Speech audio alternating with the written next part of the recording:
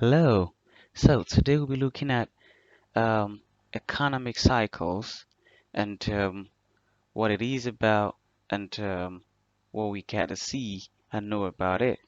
So generally, what is the economic cycle? The economic cycle is the fluctuation of the economy between periods of expansion, which is growth, and contraction, recession. Factors such as gross domestic products, GDP, interest rates, total employment, and consumer spending can help to determine the current stage of the economic cycle, right? So there are four stages of the economic cycle. How the economic cycle works, firstly. The four stages of economic cycle are also referred to as business cycle, right? These four stages are expansion, peak, contraction, and through, right? During the expansion phase, the economy experiences relatively rapid growth. Interest rates tend to be low, production increases, and inflationary pressures build. The peak of a cycle is reached when growth hits its maximum rate, and peak growth typically creates some imbalances in the economy that needs to be corrected. This correction occurs through a period of contraction when growth slows, employment falls, and prices, stagnate. Um, the through of cycle is reached when the economy hits a low point and growth begins to recover. Right, so here's some key takeaways. Economic cycle refers to the overall state of the economy going through four stages in a cyclical pattern, right? Economic crises are a major focus on economic research and policy, but the exact causes of a cycle are highly debated among different schools of economics, right? And insight into economic cycles can be very useful for businesses and investors.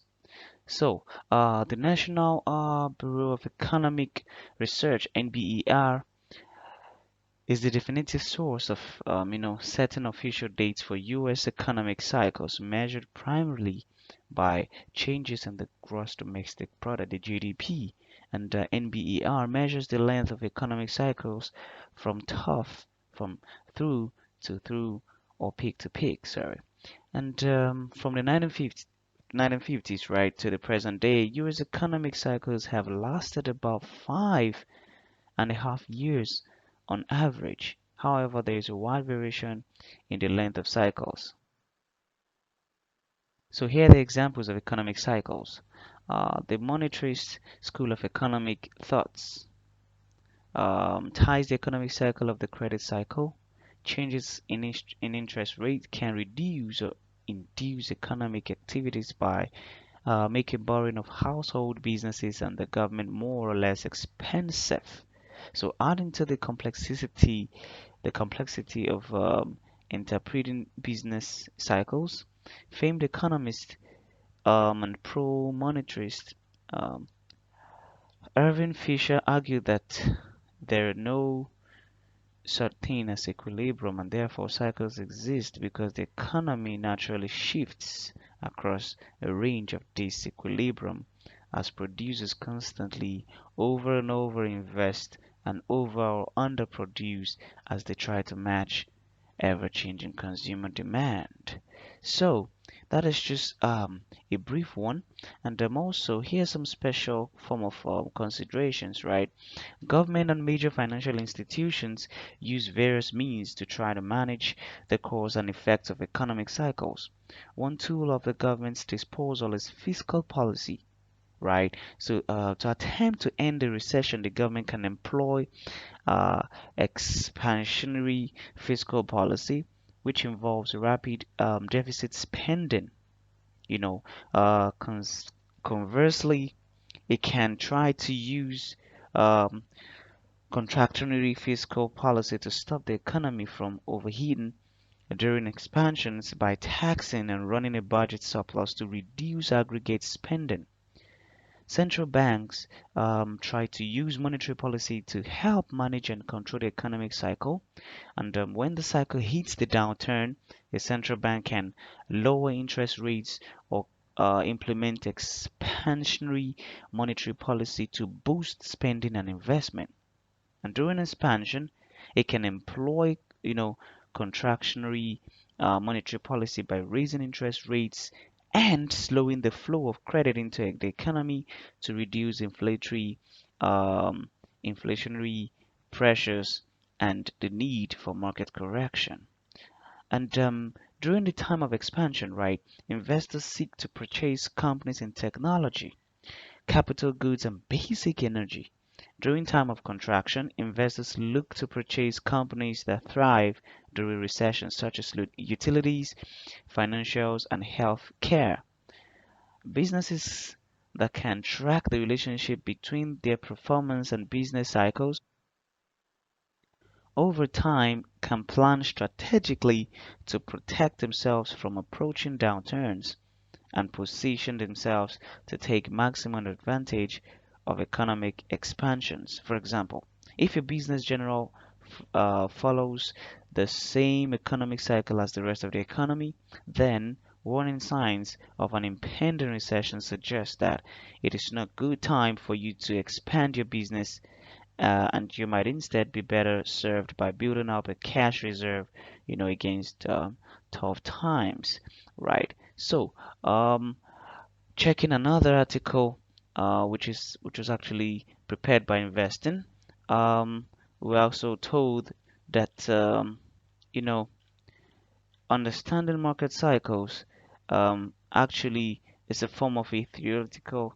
it's a theoretical form of phase where you get to see how the market goes, what can happen, and what you can do, right? So let's take a look at the past two full market cycles using Wyckoff's methodology as compared to the current post-financial crisis, half cycle. While actual market cycles will not, exactly replicate the chart above, you can clearly see Wyckoff's theory in action, right? But let's take a look at the 1992 to 2003 chart, right? You can get to see that it was going all the way up. Well, there were some lags at some point, but it was still going all the way up until it came down again. And so the mark, so is it gonna be? So it keep going up, going down, going up, and going down. So the accumulation phase following the 1991 recessionary environment was evident as it preceded the internet trading boom and the rise of the dot-com bubble from 1995 to 1991. So we can get to see then came the decline from 2003 to 2009. So you can get to see the S&P 500 2002 2009 2003 2009, sorry, can get to see it went down, and from 2002 and from 2003 started picking up again, started going up till 2009. There was a drawdown. It was quite struggling at some point, but afterwards it kept on going down, right? And following the dot-com crash, investors had all learned their lessons about the value of managing risk in portfolios, not chasing returns and focusing on capital prevention as the core for long-term, you know, investing. So, um, once again, during the distribution phase of the market, the analysis, media, Wall Street, and the rise of bloggers all touted that this time was different. Um, there were green shoots. It was a Goldilocks economy, and there was no recession in sight. So here's another one. The 2008, 2018 can get to see how it has been. It's just been going all the way up, and came down in 2018. So um, that is how the market is generally. It actually goes up and comes down. So you just need to be speculative. You need to really be aggressive when you want to be, and you have to be capital conservative as well because anything can happen. And we can get to see here reading that for every bull market, there must be bear market, right? So once it goes up, it can always come down, and there is no difference between 100% gain and a 50%